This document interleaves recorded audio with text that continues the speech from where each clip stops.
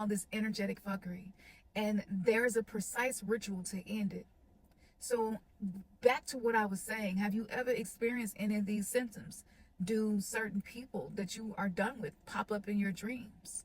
Do you run into people that you knew through them at times? Like, these things can happen based on certain astrological positioning, but I study the root of things. I study the simulation, and I wanted to understand what makes warlocks tick.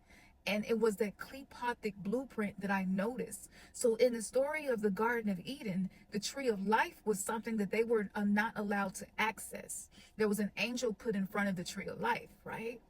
But the tree of knowledge of good and evil, they had already accessed. So this contains the information of the tree of death, which is the Klepoth. Now, if you don't study the occult, that's okay, because I'm here to break it down, make it simple, and teach these metaphysical things in a simple way. But this is a siphoning system. And this is why narcissists on a spiritual level are actually warlocks. If they're women, they will be called a witch or a sorceress. But these are people who drain life force energy from other people because they are disconnected from being able to create their own. Their soul is fragmented and they are not doing the energetic work to heal themselves. So in the unconscious warlock or the conscious warlock, the outcome is no different.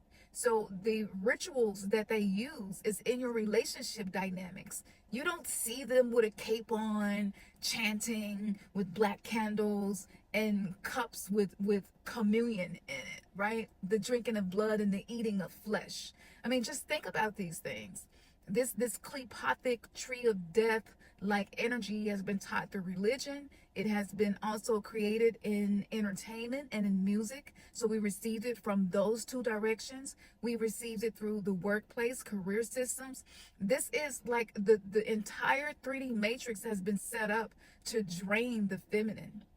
And so right now the feminine is being called to break these cords, these ancestral bindings, to no longer allow your auric field to be hooked by somebody outside of you. And let me tell you, they love to use sex as a way of putting their cords in you, literally.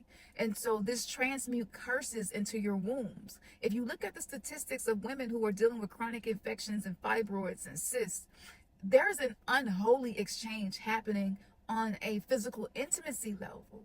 And even if he's unconscious, it doesn't change the way it affects your body. And this stuff will manifest into your own world, right? And sometimes you may even notice that other women that came after you, you may notice like this strange, like, is he trying to pick women that are kind of like me or kind of look like me or dress like